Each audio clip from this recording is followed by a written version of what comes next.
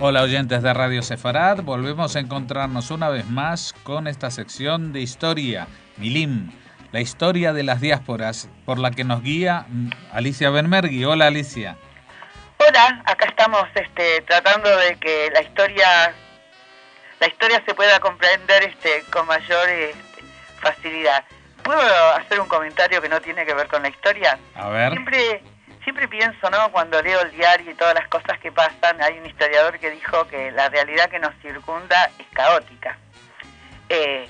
Porque es caótica, es imposible. Si uno quisiera explicar las cosas que pasan en el mundo ahora entonces que lo que hacen los historiadores con el pasado es tomar parte de lo que sería todo una especie de caos que también lo sé en el pasado, y organizarlo de algún modo para que porque la historia no es un relato, yo no participo de esa idea. Cuando se quiere contar esa historia hay que organizarla como un todo más o menos coherente y comprensivo. Los abordajes son diferentes, pero realmente a veces se pone extremadamente caótica. No sé si tenés la misma sensación. Sí, exactamente. Aparte, como en la teoría del caos de la física, cualquier aleteo de una mariposa en Alejandría puede desatar una tormenta en Toledo. Hablando de judíos, porque toda esta historia que nosotros observamos desde el punto de vista de los judíos es también la historia de la civilización occidental. No olvidemos, hemos hablado ya desde los antiguos imperios de Mesopotamia y Egipto, y hemos pasado por Roma, por Grecia, por el Imperio Bizantino, que es donde estamos, y en todos ellos hay un elemento y una óptica judía. Por supuesto, el único problema, querido Jorge, me parece, es que nosotros los judíos seguimos estando en museos para judíos, eso es. Y lo que diría un historiador es que, bueno, es cierto que los judíos han estado como un poco marginados, pero formaron parte de esa historia, y cómo todavía ahora cuesta integrarlos dentro de esa historia general, cómo cuesta integrarlos porque cómo permaneció esa visión de los judíos apartados de ese mundo del cual fueron una parte integral tan importante, ¿no? Claro, porque aparte, mira, yo te diré una cosa, no sé qué opinarán también nuestros oyentes de esto, pero si bien hubo muchos, por ejemplo, historiadores romanos que dejaron testimonio de lo que pasaba en su época, pues del pueblo de los antiguos romanos no queda nada. Queda Italia, pero Italia no es la antigua Roma. En cambio, nosotros sí que hemos heredado el testimonio directo de todos estos acontecimientos, porque todos ellos han dejado huella en nuestra historia, en nuestra forma de ser, en nuestros escritos y en nuestra halajá, en nuestro proceder cotidiano. No solo eso. Entonces, voy a hablar de lo más remanido de todo, de estos judíos expulsados de España, que 520 años después, porque este año se cumplieron los 520 años de la expulsión, guardaron la lengua y la memoria y la música. Así que fíjate si nosotros no somos buenos testigos y buenos transmisores de historias en algunos casos, o de lenguas, que en otro caso estarían absolutamente perdidos. Exacto. Pero vamos a centrarnos y dejar de adularnos a nosotros mismos y vamos a hablar de lo que pasó en esos 1000 años de Imperio Bizantino, desde que Constantino crea esta sucursal de Roma en Oriente, en Constantinopla, hasta que cae definitivamente en manos de los turcos otomanos. Pero vos pensás que no solo fue Constantinopla, pensá la gran cantidad de territorio que abarcaba el Imperio Bizantino, que después empieza a verse disminuido con el avance del Islam, que establece sus dominios políticos sobre una gran región que le había pertenecido al Imperio Bizantino cuando entra en decadencia. Entonces, como dije, los textos griegos son los que dan pauta o dan la explicación de esta existencia judía. Lo cierto es que lo que hay que pensar es que los judíos existen en todos estos lugares y se mantienen como judíos porque de una manera u otra pueden mantener en pie la organización que los congrega como comunidad. Porque lo cierto es que los que redactan el Talmud, los que van a escribir la Halajá, lo que van a hacer los judíos a lo largo de los siglos, es tratar de mantener la existencia del judaísmo como un pueblo. La vez pasada estábamos reflexionando con alguien y entonces en el judaísmo no existe la idea de la salvación y no existe la idea de lo judío como la idea de lo individual. El judaísmo es concebido como un todo, como un pueblo.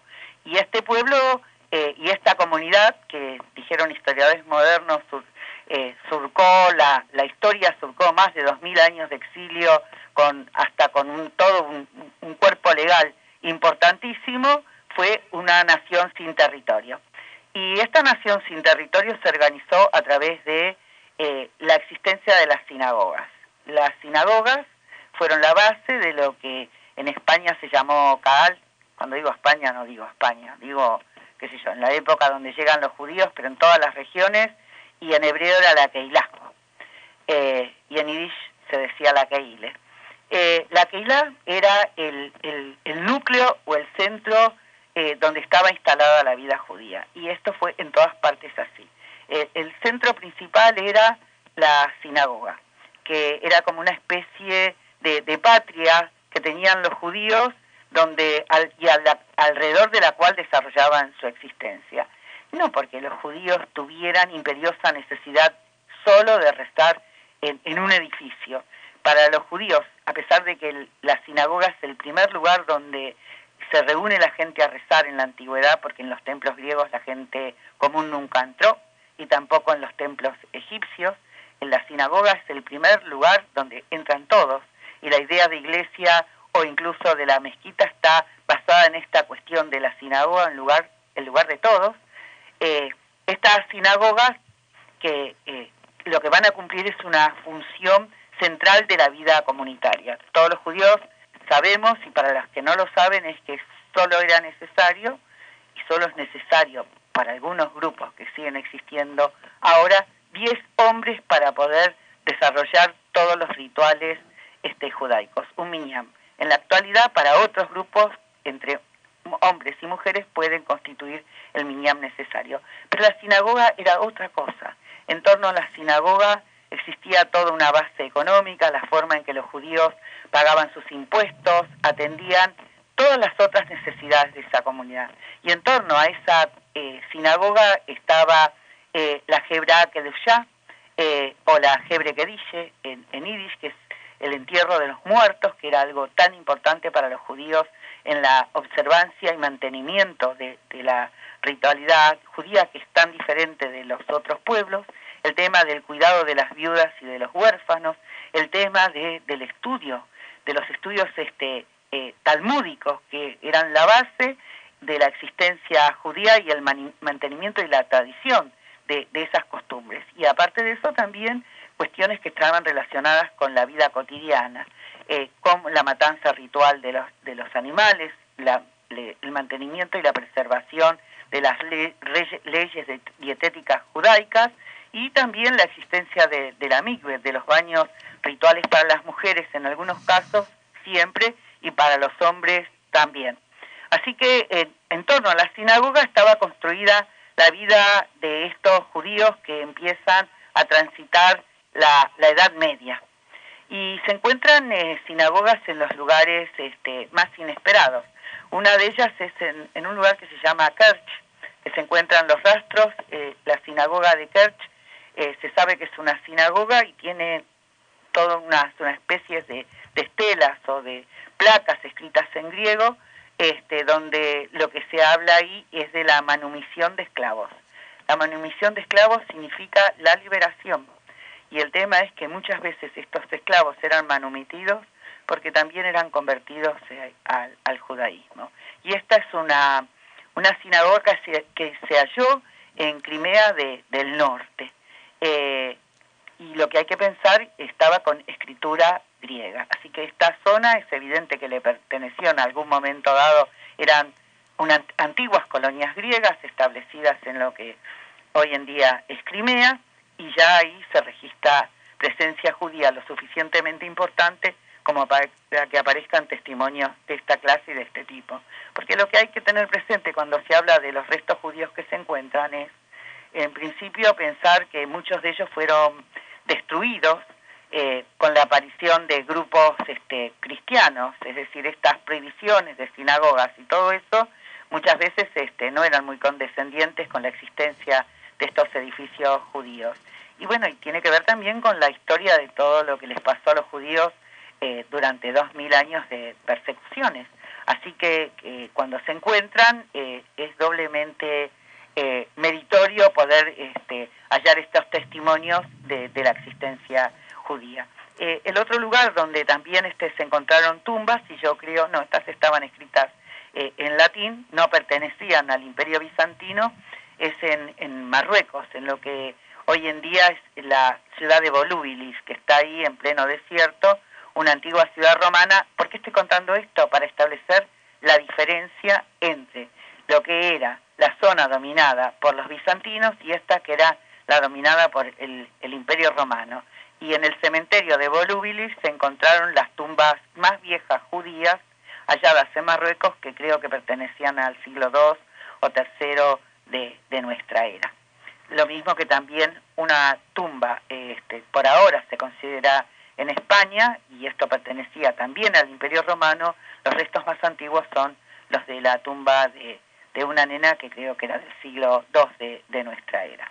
Así que estas muestras de tumbas, de placas, de todo esto, dan pruebas así, que existe una comunidad judía, que se mantiene la observancia, que es una vida judía y que existen formas de enterramiento, a pesar que en este caso estas tumbas estén en una ciudad romana y en el cementerio de una ciudad romana como era Volubilis.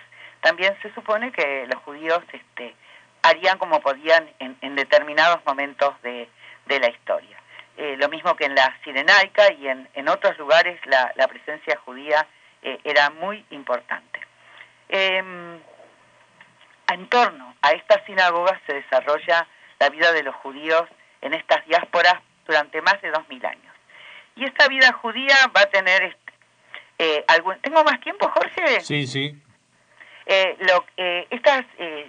Hay organizaciones en torno a estas keilot y estas sinagogas, que algunas son solamente locales y otras son regionales, abarcan zonas muy grandes, y un modo de vida judío se va a establecer en todas ellas, algunas con características diferentes, pero en torno a la sinagoga. Y todo esto eran bastante parecidas de lo que va a ser Polonia, de lo que va a ser en Europa Central o Europa Oriental, de las que van a ser las que están en el norte de África, de las que van a estar, tienen todas, la característica es que tiene los que se cumplen con la función de la parte de, tienen los que son los escribas, que son los soferim, los que escriben y tienen que escribir la Torá de la misma manera, con una pluma especial, y que era una especialidad de ellos.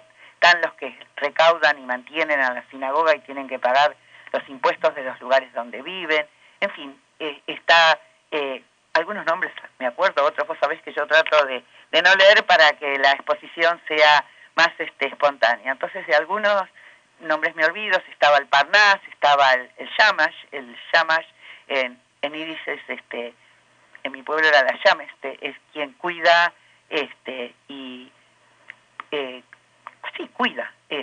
cuidaba la sinagoga, así como el que se ocupaba de la matanza ritual, sobre todo de lo que tenía que ver con la carne. No estoy tan segura, era en Yiddish se decía el shohet y en hebreo es el shohet. Uh-huh.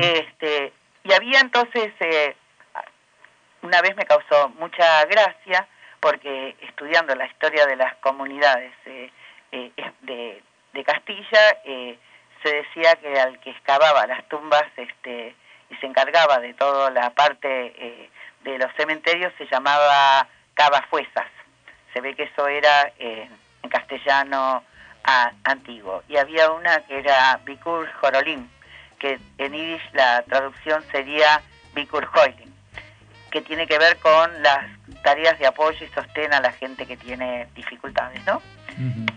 Bueno, entonces en todas estas organizaciones los judíos las mantuvieron con ciertas características semejantes, y además también el tema de los tribunales rabínicos, el tema de los jueces, el tema de ajustarse a las leyes que estaban establecidas en el Talmud y en la Halajá. De eso después vamos a seguir hablando. Eso sí, estamos hablando...